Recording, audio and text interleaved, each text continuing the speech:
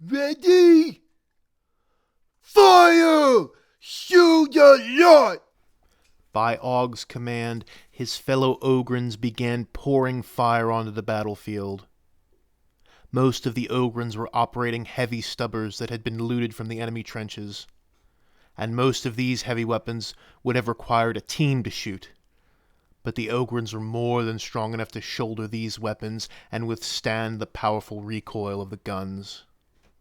The Ogryns were firing on enemy positions in the Forum Titanicus from the recently cleared buildings. Commander Carter kept them on the first floor. While putting them up higher could have given them a better view of the whole battlefield, the whole battlefield would have also had a good view of the Ogryns. Mortar shells screamed overhead towards the enemy lines as the irregular soldiers fired the captured munitions. Explosions reverberated through the square, throwing dirt and cobblestones high into the sky. Shouts arose from the enemy lines as they began returning fire with lasguns and stubbers. Commander Carter and Jala were watching the firefight from the gutted heights of the Central Bureaucracy building. They both looked nervous. Carter had 1,000 thoughts running through his mind. What if no one responded? What if the enemy forces assaulted their position? What if they were doomed to be suppressed and slowly eliminated? Jala was restless and impatient, because his fast attack jet bikes would be of little use against these layers and layers of trench works. He would have to bide his time. This was something the swift White Scars were loath to do. Urban megastructures as far as the eye can see. Not a scrap of good ground where we can maneuver. Well, I don't think this is an ideal situation for any of us. All we can do is hope that someone out there responds to all the noise we're making. Jala watched as the heretic forces teamed across the battlefield, scuttling through their trench works. The White Scar shook his head with disgust. Static attritional warfare was not exactly a thrilling prospect for the Space Marine.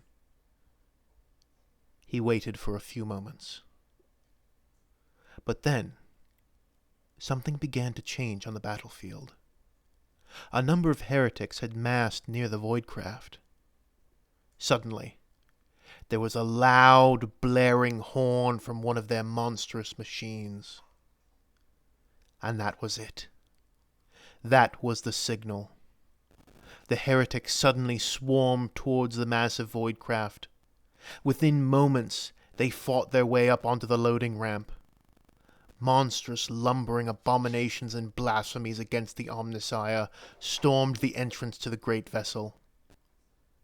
Despite a valiant stand by the guard units aboard, they were forced back into the inner corridors of the vessel. We cannot wait any longer. The heretics are boarding her. We must go now. My men and I will mount up and aim for that first trench line. Jala pointed across the battlefield. You see? That one right there. That trench line forms a ring around the entire square. If we're able to get inside of it, we should be able to run its entire length, cutting down every traitor we see. From there, I think we can get close enough to the ship to help defend her. You have absolutely no chance. You'll be shot to pieces before you reach the trench. You underestimate the swiftness of our mounts.